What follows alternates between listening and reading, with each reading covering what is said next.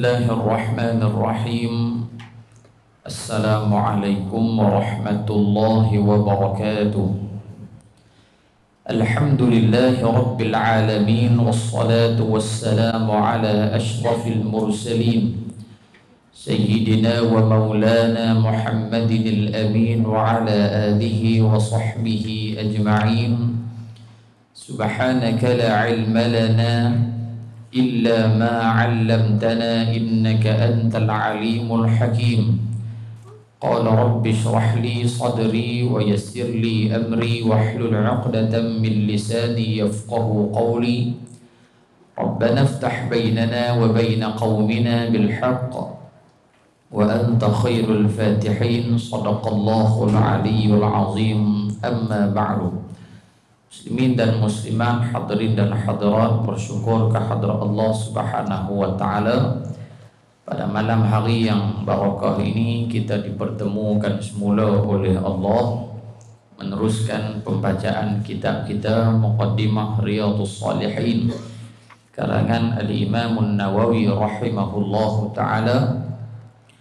Kita sambung pada perenggan yang ketiga, amma ba'du. Sepatah kata daripada pengarang yang X I dua kali tu habang rumah dia pada apa tahu tentulah. Bismillahirrahmanirrahim. Qala al-muallif rahimahullahu ta'ala wa nafa'na bi'ulumihi fid darain amin ya rabbal alamin.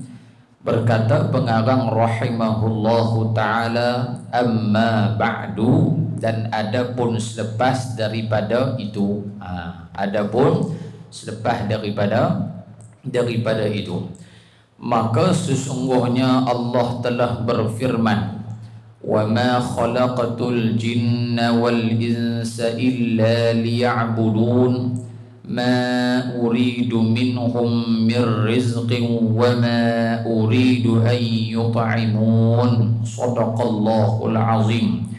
Aku tidak mencipta jin dan manusia melainkan supaya mereka beribadah kepadaku, yakni taat kepada perintah Allah Subhanahu wa taala. Aku tidak menghendaki daripada mereka di sini yakni jin dan juga manusia. Aku tidak berkehendak kepada mereka, yakni tidak berkehendak, tidak berhajat kepada jin dan juga manusia rezeki, dan tidak mengkehendaki mereka memberi makan kepada aku. Surah Az-Zariyat ayat 56 dan juga 57. Dalam ayat ni Allah Ta'ala mendahulukan kalimah jin, kemudian baru manusia. Wa ma khalaqatul jinna wal insa illa liya'budun. Allah Ta'ala tak sebut wa ma khalaqatul insa wal jinna. Aku tak menjadikan manusia dan jin, tapi didahulukan jin kemudian baru manusia. Kerana kata ulama di sini Allah Ta'ala menggunakan susunan yang mana yang lebih awal wujud, yang mana yang lebih awal diciptakan oleh Allah Subhanahu wa taala antara dua makhluk ni, iaitu jin dan juga manusia. Maka yang paling awal, yakni yang awal sekali diciptakan oleh Allah sebelum manusia adalah jin.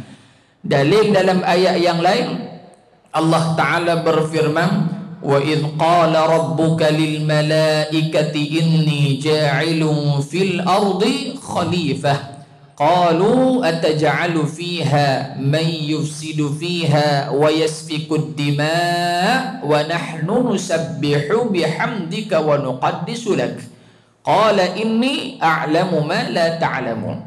Dan ketika mana Allah Ta'ala berfirman kepada para malaikatnya, dan bila Allah sebut kepada malaikat, hei malaikat, aku nak cipta khalifah fil ardi khalifah. Ulama tafsir menyatakan khalifah dalam ayat ini adalah Adam alaihi salatu wassalam, ataupun pandangan lain kata manusia. Wahai malaikat, aku nak cipta Adam, aku nak cipta manusia.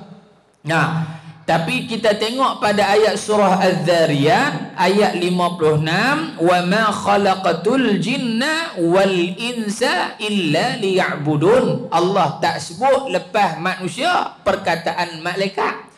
Allah tak kata wa ma khalaqatul jinna wal insa wal malaikata illa liya'budun. Tak boh malaikat lang tu. Pasal apa maklum? Pasal malaikat ni memang sami'na wa ata'na. Apa yang Allah Ta'ala perintah, dia buat, tak ada bangkang. Allah Ta'ala kata A, Allah Ta'ala kata B, B. Ini perangai malaikat. Dan para malaikat diciptakan daripada cahaya. Malaikat tak ada nafsu. Beza dengan manusia dan juga setan, iblis. Malaikat tak makan, tak minum. Malaikat tak ada jantan, tak ada perempuan, tak ada laki, tak ada perempuan. Malaikat tak tidur. Nah, ada pun selain daripadanya itu berbeza.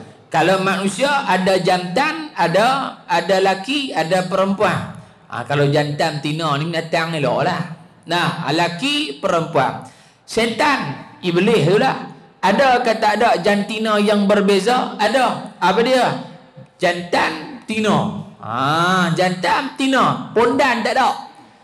Iblis pondan pun tak ada. Tapi manusia hak jantan nak pergi jadi pondan. Pening kepala iblis tu. Dia kata kumana mu ni. Jadi banyak ke tak banyak iblis setan? Banyak. Kata Al-Imam Ibn Hajar Al-Haytami dalam kitab dia Al-Fatawa Al-Hadithiyah, apabila ditanya berapakah nisbah iblis dan juga manusia. Jadi seorang manusia, nisbah seorang kita sama dengan 70 ekor iblis. Setan ni nisbah dengan kita seorang manusia 70 iblis. Kalau malam ni duk ada 10 orang, 100 orang, duk adanya 700 iblis duk keliling kelayang. Wallahu a'lam. Padahal benda tak nampak. Jadi iblis setan ni banyak. Jadi Allah Ta'ala tak sebut malaikat dalam wa ma khalaqatul jinna wal insa, tak disebut malaikat lepas pada tu, kerana sifat malaikat memang sami'na wa ata'na. Adapun iblis setan dan juga manusia, maka dua makhluk ini berdolak dalih. Yang awalnya beriman kepada Allah dan yang akhirnya kufur kepada Allah Subhanahu wa Ta'ala. Jadi Allah Ta'ala ciptakan jin dan manusia. Disebutkan jin dulu kerana jin adalah makhluk yang diciptakan oleh Allah sebelum daripada manusia. Dan kata ulama juga, yang awal-awal menetap yang duduk atas muka bumi Allah, yang membeli tanah lot dulu atas muka bumi adalah iblis juga. Berapa jarak dia maklum? Jarak daripada manusia turun ke muka bumi, yakni sebelum daripada Adam diturunkan atas permukaan bumi, iblis setan ni dah duduk dah. Lama mana? 1000 tahun lamanya. Lepas 1000 tahun barulah Nabi Allah Adam alaihi salatu wassalam dipindahkan oleh Allah turun ke permukaan bumi. Tang mana tu bumi tu? Tang mana dia? Kampung Pelet ke? Tak. Dalam riwayat kata Nabi Adam turun di mana? Turun di Sri Lanka. Turun di Sri Lanka. Dulu tak ada lah nama Sri Lanka dalam peta dunia dulu ni. Nama lain lah. Tapi hari ni di Sri Lanka. Adapun Sayyidatuna Hawa alaihassalam, Tok Ki kita noh, isteri Nabi Adam dalam syurga, turunnya di mana? Di Jeddah. Turun di Jeddah. Maka sebab itu diberikan nama Jeddah. Jeddah ni maksud apa? Jeddah ni maksud nenek perempuan. Tu makna Jeddah. Orang Melayu kita buat haram jadah. Apa makna? Betul tak? Dia nak kata tu perempuan dia tu apa ke Jeddah kot? Barangkali lah. Jadi dia Jeddah membawa arti nisbah kepada tempat turunnya Tok Nek kita Sayyidatuna Hawa alaihassalam. Kalau kita pergi ke Jeddah lah ni, berdekatan dengan Corniche. Corniche tu apa dia? Corniche. Satu mall nama dia Corniche. Tang tu ada kedai masakan Turki, kedai masakan Melayu, kedai masakan Thailand, segala macam kamu ada. Dekat dengan Corniche tu ada masjid. Antaranya nama Masjid Qisas. Yang mana di Masjid Qisas itu setiap hari Jumaat akan dilaksanakan hukuman qisas bagi mereka-mereka yang disabitkan bersalah, zina ke, bunuh orang ke, mencuri dan sebagainya, maka dikenakan di masjid tersebut selepas daripada sembahyang Jumaat. Dekat dengan Masjid Qisas dikatakan di situ adanya maqam Sayyidatuna Hawa alaihassalam, yang mana maqam dia tu panjang.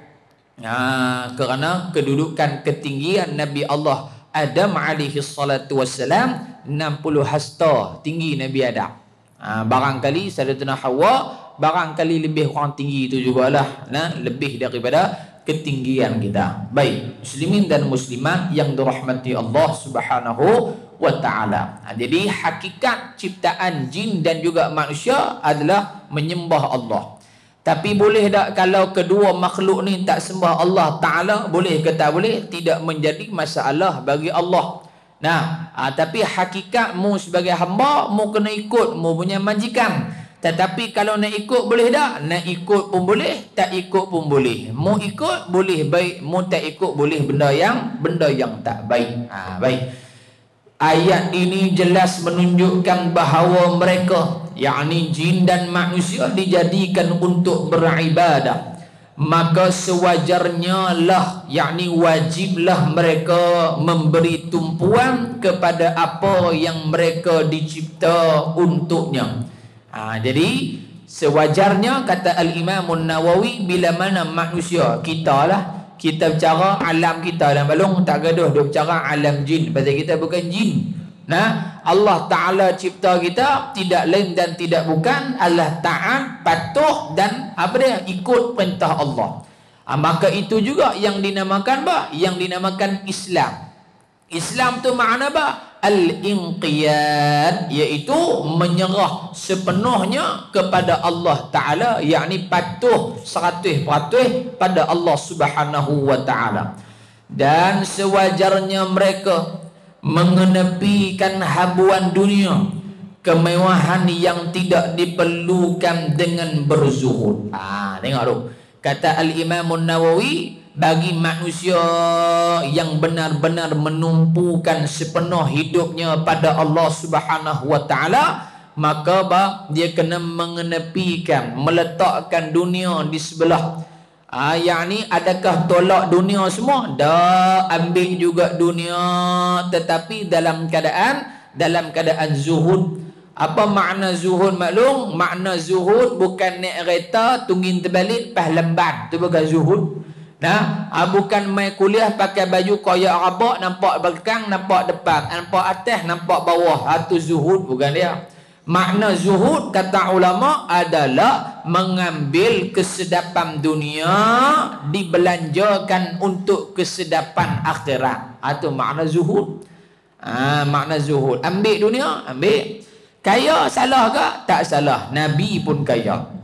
Mau nak jadi billionaire ke, pa-air sekalipun, boleh tak? Boleh. Tetapi jangan letak keutamaan dunia dalam kehidupan kita.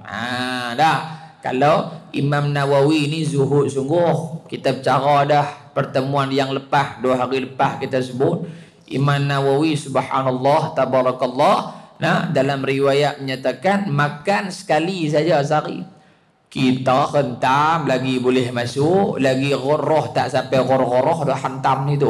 Hentam tak kira orang dah. Imam Nawawi sehari sekali saja makan. Bila? Lepas Isyak. Mana kata lepas subuh tu tak akan apa dah. Kosongkan perut dia. Pasal apa? Duk ralik dengan ilmu. Bahkan kata Al-Imam Nawawi rahimahullah, bila mana ditanya kepada dia, wahai Tuan Syekh, kamu ni duk perjuangkan hadis Nabi, sunnah Nabi, menegakkan apa yang Nabi buat, hang tak mau kahwin ke? Hang tak mau kahwin ke? Maka kata Al-Imam Nawawi rahmatullahi alaih, dia kata bukan aku tak mau kahwin, tapi aku tahu kahwin tu sunnah Nabi, tapi aku duk berasa ilmu sedap lagi pada kahwin. Allah mau pi terus yang kita. Pi tak ada terus kita hak tu. Balik awal terus. Imam Nawawi kata aku tahu kata kahwin tu sunnah. Tapi aku duk rasa sepanjang pengamatan aku hidup duk mengaji ni, aku duk berasa nikmat mengaji tu sedap lagi pada kahwin. Macam mana lihat? Boleh. Mampu terkekeng terbalik tungin kita. Tak boleh. Ni Al-Imam Nawawi. Nah, mengaji sampai tahap tu. Bahkan ketika mana berada di Damsyik di Syria no, Imam Nawawi dia tak beli makanan yang dijual di kota Damsyik. Pasal apa? Kerana pada ketika itu Imam Nawawi rahimahullah dia rasa apa? Dia rasa banyaknya benda-benda haram yang berlegar dalam masyarakat, dan baginya semua makanan hak ada tu syubhah belaka. Tu dia. Nah, semua syubhah belaka bagi dia. Jadi bila kata syubhah berat pada haram. Nah, bila berat pada haram tak makan orang hak zuhud warak dia tak makan. Maka Imam Nawawi hanya makan makanan yang pak dan mak dia push saja. Jangan duk tanya push laju ke jidek ke, jangan duk anti, jangan duk tanya lah. Hak cerita dia mak pak dia hantar main. Menggunakan sistem yang ada pada ketika tu. Tapi hari ni jangan buat mereka main pantang apik je terpa pi. No belah apa pining no. Ada satu orang hamba Allah dan muslim dia yang kopi ke bah. Allah dia beratuk kopi, bukan kopi apa-apa, kopi pekat itu ya. Tok nek tiri kita berarti mencuh. Tapi cara dia olah kopi tu, dia buat tarik ke mana tak tahu malung, lepas tu dia buh dalam plastik, dia punya buih tu meleleh keluar. Buih dia tu meleleh keluar. Nah, lepas tu pula dia bubuh apa? Dia bubuh pure punya kopi, atas tu dia bubuh pula dengan apa? Dengan susu yang di steam kan. Susu yang keluar buih tu. Nak abang steam rumah maklum tak ada mesin steam tu dah abang tak. Hak macam orang duk timbuk susu. Bila timbuk dia naik buih. Dia tuang tu biar meleleh tu. Allah terapa api siapa nak minum air telaga Kausar. Penuh api ni. Allahu Rabbi. Siapa mancuh? Nah, cahaya nun alif. Kalau cahaya nun alif bangsa tak apa. Tapi yang teruknya adalah mereka yang tak beriman pada Allah. Mau kalau mu Cina Islam tak apa. Nah, tapi sedangkan banyak lagi kedai orang Islam ada. Saya duk pi kuliah kok belah Masjid Hashim Yahya tu, orang duk meniaga mi banyak tu. Mi geleknya. Nah, 786 sempurnya. Hak kapal dulu tu. Nah, tu dia punya haria tu, telur tak basuh. Pi terus, patut sedap kan. Telur tak basuh. Bila telur tak basuh ni ada tak najis pada kulit telur? Kita kata barangkali ada. Kan? Kalau orang perempuan dia beranak, dia keluar ada najis, keluar darah, ayak tuban segala macam hal lendiak-lendiak kat uri apa semua tu, keluar. Bayangkan baby yang baru dilahirkan, doktor tak bagi mandi apa, kira bungkus-bungkus hantar balik gitu ya. Agak-agak guna. Boleh terima tak? Tak apa nak cantik ya. Begitu juga telur ayam. Kenapa telur ayam dia tak basuh? Kerana mengikut kajian orang beritahu, depa mohong saya mohong lah. Kan? Katanya wallahu a'lam, kalau telur ayam ni dia basuh, bertubuh dalam tiih ke apa ke, dia tak tahan lama. Wallahu a'lam dah. Nah, biar dia duduk seketui tu, kalau nak makan baru basuh. Tapi barangkali kalau tak basuh lagi sedap kot, barangkali lah. Barangkali kita kata. Jadi bila mana tangan dia tu penuh dengan dia duk tarik mi tu pun dah minyak dah. Dia pegang telur lah, Allahu Akbar, Masya Allah, sedap sungguh. RM3.5 main mengaji mata lali. Betul mi goreng telur tiap ayam, campur semua kali tu. Nampak? Ni apa dia? Kena ambil kira. Sebab tu saya pergi kedai, dia tanya lu telur tu lah. Dia terkejut, telur basuh dah. Bukan telur tu, telur mu nak guna tu. Basuh ke tak? Dia kata basuh. Ada kedai saya pergi maklum, kedai burger lah. Dia basuh-basuh duk tu, saya kata abang saya nak ambil telur ni boleh? Tak boleh, dia kata sebiji RM1. Dia ingat saya nak pergi balas telur hak dalam dia punya sarang tu lah. Tak, saya nak ambil ni pasal nak basuh. Dia kata basuh dah. Saya kata basuh guna tik ayam seketui lekat atas tu kalau kuning tu. Dia kata hak tu hak kemarin kot, dia kata terbang mai. Tu dia tik ayam apa ni boleh terbang ni, bohong sangat. Jadi kena jaga-jaga makanan yang berasaskan telur. Jaga telur itik ke, telur apa ke, telur masin. Oh, hak tu cukup telur masin tu. Kan kadang-kadang dia rendam tu, tang kulit telur tu pun duk nampak lagi hitam-hitam. Saya lempak, saya tak makan dah. Amai pi dah satu tu 100 lempak, tak makan dah. Sebab geli duk pi duk pi tekan tik pula buh dalam perut kita. Pakai dak dah dong. Nah, jadi tu kena jaga tu. Zuhud wara kena ada dalam diri kita. Dunia nak ambil tapi jangan letakkan sebagai keutamaan. Kerana dunia adalah negeri yang fana. Fana ni maksud apa maklum fana? Negeri yang tidak kekal, yakni yang binasa. Bukan tempat kekal dan tunggangan, yakni kenderaan untuk menyeberang. Maknanya kata Al-Imam Nawawi, dunia ni tempat yang akan hancur, binasa, dan dunia ni bukan tempat ataupun kenderaan yang kita nak guna dia untuk menyeberangi hari akhirat, yakni nak membebaskan kita pada hari akhirat.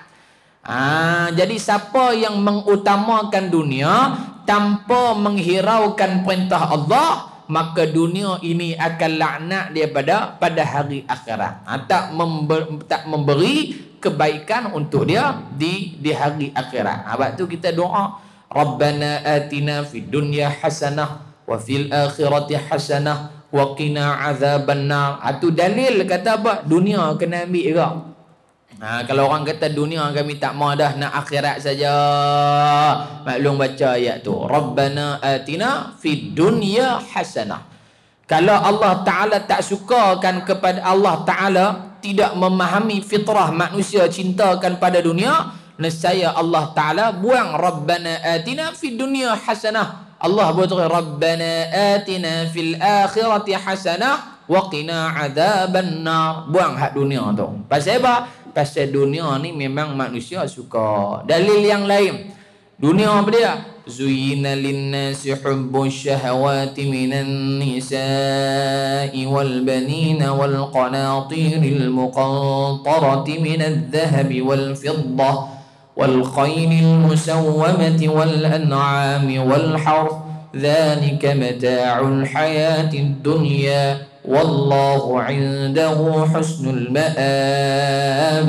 Allah Ta'ala sebut antara benda hak manusia suka, anak pinak, bertem-redak, banyak tanaman, tumbuh-tumbuhan, kenderaan yang sedap-sedap, mah perak. Itu semua tu adalah dunia belaka-belaka. Tapi Islam tak menghalang untuk seseorang manusia ambil dunia, kerana itu fitrah. Berbanding dengan agama-agama kepercayaan yang lain, contohnya Buddha. Buddha Tok Sami dia tak boleh rambut kena botak Sheldon Shocker. Rambut dia macam rambut Avatar. Yang kedua, tak boleh kahwin. Sedangkan fitrah manusia nak kahwin, nak kepada pasangan. Wa khalaqnakum azwaja wa ja'alna nawmakum subata وَجَعَلْنَا اللَّيْلَ لِبَاسًا وَجَعَلْنَا النَّهَارَ مَعَاشًا وَبَنَيْنَا فَوْقَكُمْ سَبْعًا شِدَادًا. Allah Ta'ala kata, kami jadikan kamu berpasang-pasangan. Hak laki kenang ke perempuan, hak perempuan kenang ke laki. Ini fitrah. Allah Ta'ala jadikan matahari dan pasangan dia bulan. Allah jadikan siang, pasangan dia malam. Allah Ta'ala jadikan pasangan bagi basah krim. Gitu. Nampak? Lembab kira basah tu. Lembab tu kira basah. Basah krim. Gelap cerah. Malam siang. Kuat lemah. Ada pasang-pasang dia. Jadi agama lain mereka menghalang fitrah manusia, antaranya berpasang-pasangan. Tok Sami tak boleh ada harta. Bank Islam, kalau ada bank Islam kena jual semua bank Islam tu, tak boleh ada lah. Kalau Tok Sami tu ada bank, account bank barangkali, tak boleh ada. Itu semua dunia belaka. Tak boleh. Kerana apa? Kalau jadi Tok Sami Buddha, ni tinggal dunia, mau ambil hak akhirat saja, mau bertemu dengan Siddhartha Gautama, Buddha punya syekh Islam dak. Inna akramakum indallahi atqakum. Yang paling sempoi di sisi Allah hak bertakwa. Mau banyak duit takwa, alhamdulillah. Mau banyak ilmu bertakwa, alhamdulillah. Mau tak banyak ilmu bertakwa, alhamdulillah. Mau tak kaya sangat pun bertakwa, alhamdulillah. Yang penting takwa diutamakan oleh Allah Taala. Gitu. Bukan tempat berhibur. Dunia ni bukan tempat berhibur hakikat dia. Tapi ramai manusia yang menggunakan dunia untuk berhibur. Hari ni hiburan banyak. Pukul 7 cerita apa malum. Patut main lambat ni mesti dia tengok cerita tu dulu. Dah. Apa dia? 7 hari mencintai apa dia? Tak tahu. Ustaz mana tengok cerita-cerita tu. Ustaz tengok alam barzakh. Tu ya. Kan? 7 hari mencintaiku. Siri 2. Dah. Siapa dia lakon? Siti Saleha. Siti Saleha.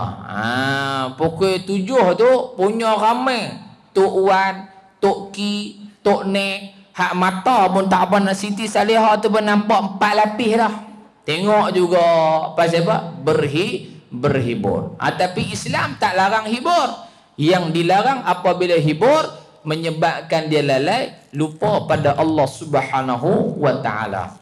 Hiburan dalam Islam pun ada. Zaman Nabi pun ada hiburan, selagi mana tak bercanggah, maka dibenarkan syarak. Tempat mengambil air sementara, bukan tempat tinggal yang berkekalan. Kerana itu ahlinya, yakni penghuninya yang sedar. Penghuninya, penghuni apa? Penghuni dunia kita ni lah. Yang sedar, yakni yang bijak, ialah golongan yang ubad. Baris dhammah, ubad. Makna apa? Yang sentiasa beribadah kepada Allah. Dan yang paling berakal ialah golongan zuhad, yakni golongan yang zuhud, yang berpada-pada hidup atas muka bumi. Firman Allah Subhanahu wa taala, innama mathalul hayatid dunya kama in anzalnahu minas samaa فاختلط به نبات الأرض مما يأكل الناس والأنعام حتى إذا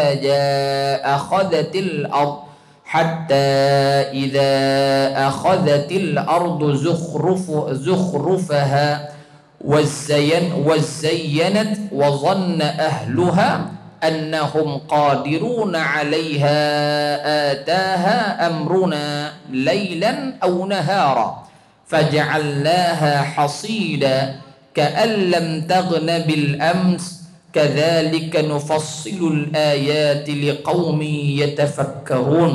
Sesungguhnya bandingan kehidupan dunia hanyalah seperti air hujan yang kami turunkan dari langit, lalu tumbuhlah dengan suburnya tanaman-tanaman di bumi dari jenis-jenis yang dinamakan oleh manusia dan binatang, bercampur aduk dan berpaut-pautan, yakni pokok-pokok dan pohon. Dengan sebab air itu, hingga apabila bumi itu lengkap sempurna dengan keindahannya dan berhias dengan bunga-bungaan yang berwarna-warni, dan penduduknya pun menyangka bahawa mereka dapat berbagai-bagai tanaman serta menguasainya, yakni mengambil hasilnya. Jadi Allah Ta'ala sebut dunia ni ibarat apa dia?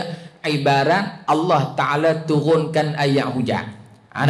Bila turun ayat hujan, daripada ayat itulah tumbuhnya tumbuh-tumbuhan di atas muka bumi Allah. Bila adanya tumbuh-tumbuhan, maka macam-macam jenis tumbuhan yang ada, pokok yang boleh makan, yang tak boleh makan, buah ni. Bila mana ada sumber makanan, dia juga merupakan rantaian makanan kepada makhluk Allah yang lain, yang namanya binatang.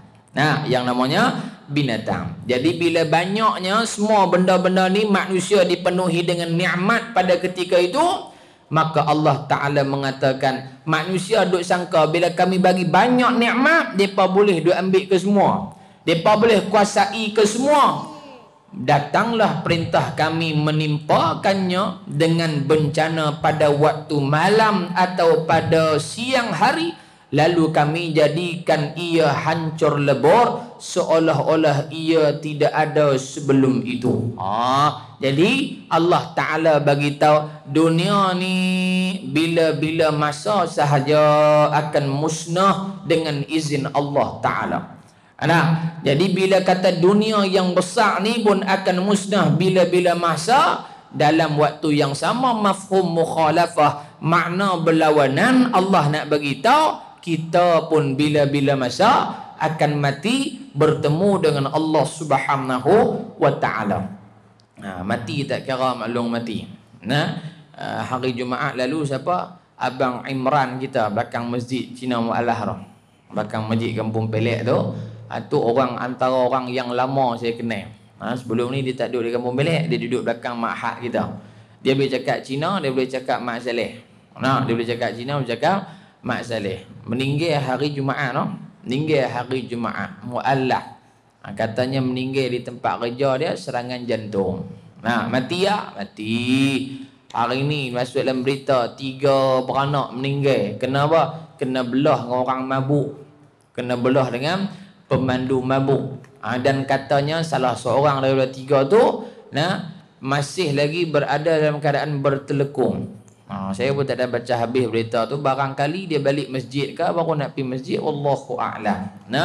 Pahala dia dapat tak? Pahala dia dapat dah. Walaupun dia tak dan sampai, maka niat dia sudah dikira di sisi Allah Subhanahu wa taala. Mati belum? Mati. Ada orang duk merokok mati. Mampus terus darah.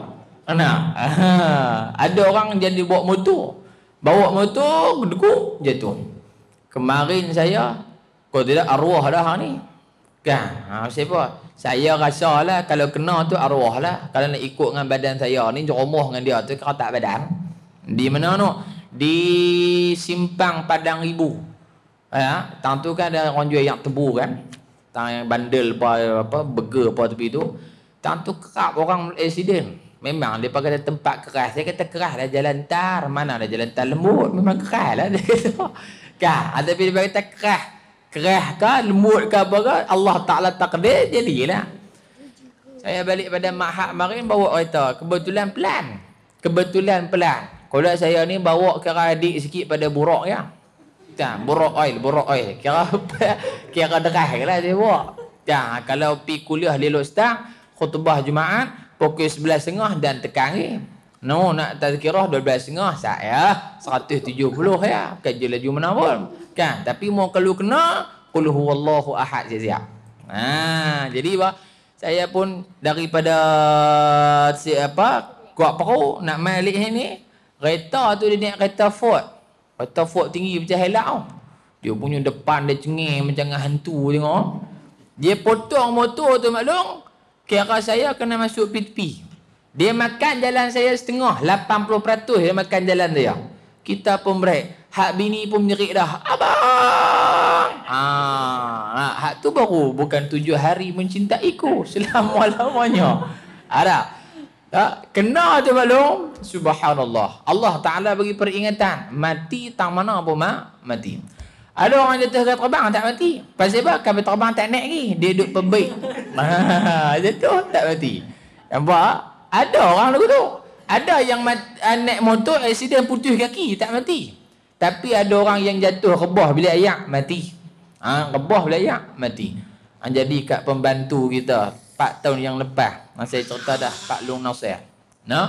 Umur apa? Umur lebih kurang 50-an lah. Meninggal maklum, dia habaq kat isteri dia. Dia kata, abang nak meninggal lepas 40 hari sembahyang subuh berjamaah di masjid Padang Menora. Allah Ta'ala makbul doa dia maklum hari ke-40 maghrib pagi tadi tu last sembahyang subuh, maghrib meninggal. Maghrib meninggal. Dia tahu tak kata nak meninggal? Dia pun tak tahu. Tak ada sakit apa, kecil manis ya. Jarang orang mati kecil manis ni jarang Potong kaki barangkali. Tapi kalau mati sabit kecil manis ni jarang-jarang berlaku. Ada, bukan tak ada, tapi kurang. Mati tak? Mati. Kawan saya banyak yang mati. 2 tahun lepas budak insaniah juga kuliah Quran. Aksiden di mana? Aksiden di Lok Stang, mati. Aksiden di Bertam mati muda, umur 19 lagi dah mati. Jadi kata Al-Imam An-Nawawi rahimahullah, hidup kita atas muka bumi ni diibaratkan oleh Allah seperti mana bala yang nak menimpa atas muka bumi ni, dia tak tahu bila nak main. Barangkali teruk, barangkali tak teruk. Barangkali kena tu padam terus, barangkali kena tu sebagai peringatan daripada Allah Ta'ala. Demikianlah kami menjelaskan ayat-ayat keterangan kami satu persatu bagi kaum yang mahu berfikir, yakni dan mengambil iktibar daripadanya surah Yunus. Ayat-ayat Al-Quran mengenai perkara ini adalah banyak, dan benarlah penyair yang berkata, Innallaha ibadan futana talaqud dunya wa khaful fitana nazaru fiha falamma alimu annaha laysat al-hayy watana ja'alu lujjatan wattakhadhu salihal a'mali fiha sufuna. Tu ni kalau orang ngaji bahasa Arab dia ada apa arud. Arud ni cara kita nak susun rima syair Arab tu. Kalau Melayu pun ada juga kan. Ada yang pantun 2 kerat, 3 kerat, 4 kerat, kadang-kadang tak tahu tang mana nak kerat. Pelik-pelik tengah. Dia habaq kat bini dia, pi kedai runcit nak beli roti, kedai tutup. Ada ke patut pantun dulu tu? Tak, hari tak apa nak kena. Baik. Yang maksudnya sesungguhnya bagi Allah Ta'ala terdapat hamba-hamba yang bijak. Mereka menolak dunia dan takut kepada ujian, iaitu takut tidak berjaya dalam ujian. Sebab tu ada orang dia tanya, boleh tak kita ni doa ke Allah nak mati cepat? Nak doa mati cepat. Ulama kata makruh doa mati cepat kalau tak ada pasal apa. Makruh. Saja-saja doa, ya Allah aku nak mati, ya Allah oi amalan banyak dah. Jarang orang sebut gitu dah. Sebab tu ulama pesan kat kita, terutamanya penuntut ilmu ni kena doa banyak-banyak. Antaranya kena doa umur panjang macam Nabi Allah Nuh alaihi salam. Kita ni penuntut semua kita lah kena doa umur panjang macam Nabi Nuh. Nabi Nuh doa, Nabi Nuh berdakwah saja kat 1000 tahun umur dia panjang. Pasal apa kena doa umur panjang? Kerana penuntut ilmu lagi lama umur dia, panjang umur dia, lagilah banyak dia boleh mengaji. Lagi lama umur, panjang umur, lagi lama dia boleh mengaji, mantap lagi ilmu dia. Yang kedua, kena doa banyak-banyak supaya kaya macam Qarun. Bukan suruh jadi Qarun. Kaya macam Qarun. Sehingga kantuk kita gali lubang belakang jamban rumah jumpa ketui meh. Dia kata apa? Harta Qarun. Tak ada kena-mengena Qarun ni kampung Pelek ni. Sebila dia main. Tapi nak bagi tahu kayanya Qarun sampai tahap tu. Tang mana jumpa saja galian, harta Qarun. Jumpa tang kampung Pelek, harta Qarun. Jumpa di penanti, harta Qarun. Bila Qarun main di sini? Tak nak main. Tapi nak abang kata kaya. Pasal apa kena kaya? Kerana kata ulama, penuntut ilmu kalau ada duit senang dia nak mengaji. Dia nak beli kitab senang. Dia nak beli alat tulis senang. Dia nak proposal, nak buat proposal, nak kena binding, nak kena beli kertas, nak kena beli laptop, nak kena beli hanus, segala makneka kena beli. Maka senang bila dia ada duit. Dan kena berdoa menjadi penuntut yang sabar. Kena jadi penuntut yang sabar. Pasal apa? Sebab bila mengaji ni kuih lama, kuih payah, koho lama, koho payah. Tambah dia mengaji kitab kuih lama, kuih tinggi, kuih lama, kuih tinggi, kuih lama, kuih tinggi. Sebelum ni duk mengaji perihal Rasulullah tu senang saja, ni duk kena duk eja pula. Pasal apa? Pasal Jawi. Kuih lama, kuih payah.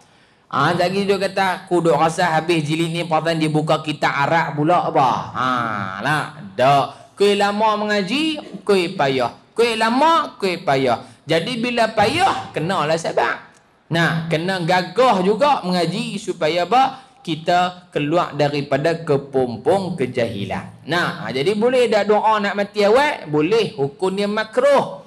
Melainkan kata ulama, waktu tu memang fitnah pada zaman tu, kalaulah Allah Ta'ala panjangkan umur dia, kebarangkalian dia akan syirik dan melakukan perkara-perkara mungkar, zina dan sebagainya. Maka waktu tu boleh dia minta doa mati awal. Cuma jangan bunuh diri lah. Bunuh diri tak boleh. 2 hari berturut-turut. Hari ni dan kemarin katanya di atas Jabatan Pulau Pinang 2 orang terjun. Hari ni seorang, kemarin seorang. Terjun pasal apa? Tak tahu. Barangkali dia baru habis kelas renang, barangkali dia nak tengok hak dalam, tengok macam mana, boleh ke tak? Tapi terjun tak jumpa dah. Ni kerja Allah Ta'ala. Jadi orang hak mati bunuh diri ni, mereka ni adalah orang yang mencabar kuasa Allah, maka ditempatkan dalam neraka Allah Subhanahu wa Ta'ala. Na'udzubillah. Mereka melihat kepada dunia dan mereka mengetahui bahawa dunia bukan tempat menetap, yakni watan, bagi orang yang hidup. Mereka jadikan dunia seolah-olah laut dan mereka menjadikan amal saleh di dalamnya sebagai kapal. Jadi kita ni maklum duk belayak duk belayak nak sampai tang jeti nu. Jeti nu tang mana? Jeti nu syurga nu lah. Nah, kita naik di mana? Naik di Penang, di Batawus. Bayar tiket, naik atas kapal. Kapal kita tu amalan kita lah. Kalau kapal tu cantik elok, maka senanglah ketika tu dia belayak. Tapi kapal pun duk sedu, sagi-sagi start enjin mampui. Sagi-sagi start enjin mampui. Gayak juga naik tu. Nah, hidup kita pun lagu tu juga. Jadi persiapkan amalan kita. Banyak mana terpulang pada diri sendiri. Habis sikit lagi. Oleh kerana dunia itu seperti yang saya gambarkan. Saya tang ni siapa? Bukan saya Ustaz Aiman dak. Yang saya, yakni yang Imam Nawawi gambarkan. Gitu. Dan keadaan kita serta matlamat penciptaan kita seperti yang saya sebut, maka sewajibnya lah ke atas mukallaf. Dah. Mukallaf datang apa pula dia? Mukallaf. Kita mengaji ilmu akidah, dia ada bab mukallaf. Mukallaf ni apa dia mukallaf? Mukallaf ni orang hak mukallaf adalah pertama orang yang berakal. Tu mukallaf. Nah, orang yang berakal. Yang kedua, baligh, hak cukup umur. Nah, orang yang berakal, orang yang baligh. Yang ketiga, salimul hawas, orang yang sempurna panca indera. 5 panca indera hak kita ada tu. Jadi apa? Sekiranya dia ni pekak, mata celek, maka dia termasuk mukallaf lagi. Ataupun mata buta, telinga pekak, mukallaf lagi. Pasal dia nak dapat ilmu, telinga boleh dengar. Tak boleh main surah pun telinga dengar. Ustaz tu dengar cawalan ni Riyadhus Salihin. Dengar tu. Tapi kalau dua-dua tutup tu, pekak pun dia, buta pun dia, package complete set. Maka gugurlah baginya orang mukallaf. Pasal tak ada dah cara nak ajak dia. Tak ada dah cara nak ajak cerita pun pekak, nak tunjuk pun tak nampak, nak ngaji kena dia. Maka dia ini terlepas daripada mukallaf. Tapi kalau salah satunya ada, dia tetap mukallaf. Dan sebahagiannya pandangan dalam mazhab Hanafi mengatakan sekiranya kanak-kanak, contoh anak saya lah, kanak-kanak. Saya ni bapak kanak-kanak. Okey? Kanak-kanak dia mumayyiz, reti beza, baik buruk, halal haram, mana taib, mana bengkang, dia reti beza, termasuk mukallaf juga walaupun kanak-kanak. Ni dalam pandangan mazhab Hanafi. Okey. Hak kita sebut akal, baligh, sempurna panca indera. Yang keempat apa dia? Iaitulah bulughud dakwah, sampainya dakwah Islam padanya. Ni empat ni mukallaf, syarat mukallaf, ciri mukallaf mengikut ahlu sunnah wal jamaah. Adapun Syiah kata puak-puak Mu'tazilah, dia kata apa?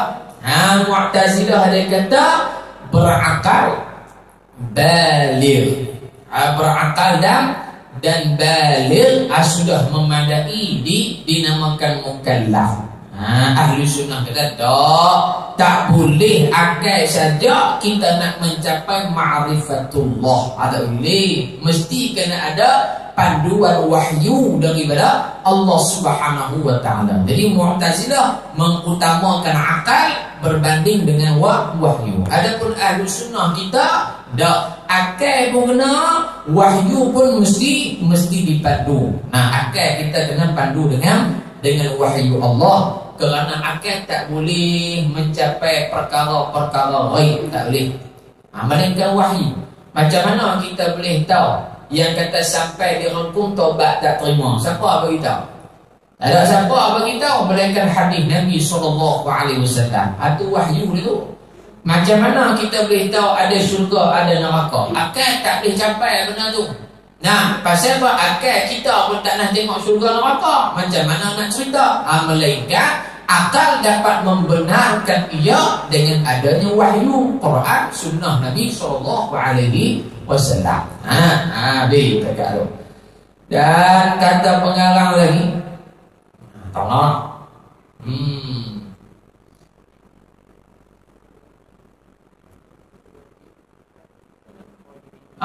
Maka sewajibnya lah ke atas mukallaf. Dia abang mukallaf tu. Jadi orang mukallaf ni maklum, dia tak boleh lepas ada 5. Bila kata dia mukallaf, 5 dia panggil hukum taklifi. Di tangan usul fiqh tu dia ada hukum taklifi, hukum wad'i. Ada 2 hukum. Hukum taklifi pula haram, harus, wajib, sunat, makruh. Itu 5. Hidup kita hak mukallaf ni tak terlepas daripada 5 ni. Hak buat akan termasuk salah satu dari 5.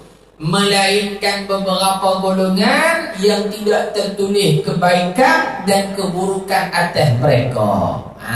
Siapa tu? Yang pertama orang hak tidur sampai selek makin pula. Waktu tidur tu dia tendang mak dia jatuh berhenti. Dosa? Tak dosa. Tapi jangan waktu tendang tu sedap, memang tak kena tu.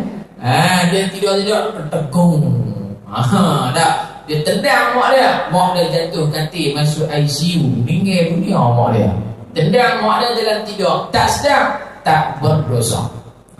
Dalam tidur lah. Kadang-kadang dalam tidur dia buat benda tak elok dalam tidur, dia mimpi pergi balas kasut tu imam, dia kepung pelet. Dosa? Ada dosa? Tak dosa. Pasal dia mimpi tidur. Yang kedua, as-sibyan, kanak-kanak yang belum akil baligh. Budak-budak yang tak mencapai akil baligh. Jadi budak-budak kalau dia buat baik, pahala boleh kata apa? Boleh kat mak pak dia. Sebab tu ada orang dia tak payah bayar pada anak dia, duk main bayar lah. Dia kata bila anak pun bayar, dia tak payah bayar lah. Boleh apa? Pahala dia boleh kat aku. Punya cantik dia. Dia ingat Allah Ta'ala dia jaga tas inggu pun. Masa nak bagi. Allah tak mau bagi, tak payah bagi. Dua. Yang ketiga, orang hak gila. Orang hak gila sampai dia ni clear balik, otak sentak balik, tak apa. Tapi selama mana gila, tak apa. Dia ni syurga alam kita kata orang istimewa. Tapi ustaz, di kampung saya, dia ni umur 40 dia gila, belum tu tak gila. Macam mana keadaan dia? Ulama kata akan dia hisab amalan ketika mana sebelum gila. Kalau lah dia ni balik umur 15, lepas tu dia ni jadi gila umur 40. Dalam tempoh beberapa belas tahun, dia okey, sihat, cantik, molek elok. Fatrah tu saja dikira. Baik dia banyak ke, buruk dia banyak ke. Jadi hak selebihnya time gila, maka tu serah pada Allah Ta'ala. Jadi janganlah mendoakan diri kita menjadi orang yang gila. Rugi juga kalau orang belah nanya orang tu ya. Tapi orang gila ni, orang tak sihat ni, dia lintas dari orang tak belah tu syuk. Pandai tak belah.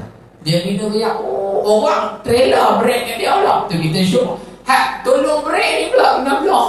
Tu syuk. Dia Dia lah itu. Ini kerja Allah Ta'ala. Nah, jadi saya pun nak tremble kan. Oh, nah. Dan yang terakhir kira. Maka sewajiblah bawa dirinya ke jalan golongan pilihan. Golongan pilihan apa? Golongan yang taat pada perintah Allah, golongan yang jadikan dunia jambatan ke akhirat, dan mengikuti jalan golongan yang berakal dan bermata hati, bersedia untuk apa yang saya isyaratkan dan menumpukan kepada apa yang saya peringatkan. Jalan paling betul ke arah itu, itu apa maklum? Itu yakni kebaikan dunia, kebaikan akhirat. Itu makna itu. Dan laluan paling tepat ialah berpandukan dengan hadis-hadis yang sahih daripada Nabi kita penghulu. Penghulu tani pada Sayyidun. Ini dalil kata Imam Nawawi penghulu Sayyid. Ada orang kata sebut Sayyid bid'ah, dalalah, masuk neraka. Nabi tak nak ajar. Ini Imam Nawawi guna. Imam An-Nawawi rahimahullah juga menggunakan perkataan Sayyid. Allahumma salli ala Sayyidina Muhammad. Pun dia boleh. Kerana Nabi pun sebut ana Sayyid waladi Adam. Aku penghulu sekalian anak Adam. Baik. Nabi kita penghulu orang yang terdahulu dan orang yang terkemudian. Orang-orang ni apa maklum? Yang ni para nabi, para rasul yang sebelum baginda, selepas baginda. Itu maksudnya. Yang paling mulia di kalangan orang yang lepas dan yang akan datang. Selawat, yakni rahmat Allah atas rahmat Allah dan salamnya ke atas Nabi kita dan sekalian Nabi-Nabi. Wallahu a'lam bissawab. Sambung pada ujung bulan ni, InsyaAllah 30 hari bulan, InsyaAllah. Muqaddimah tak masuk tajuk lagi. Muqaddimah bulan ni habis. Bulan 9 kita masuk pada babul ikhlas. Ada menyatakan al-ikhlas. InsyaAllah yang baik daripada Allah, yang terkurang terkasar mohon ampun dan maaf. InsyaAllah panjang umur kita jumpa lagi. Dan kitab ni ada lagi tak siapa yang nak nak? Kalau nak saya nak pergi order ataupun nak pergi beli sendiri. RM135. Stok habis.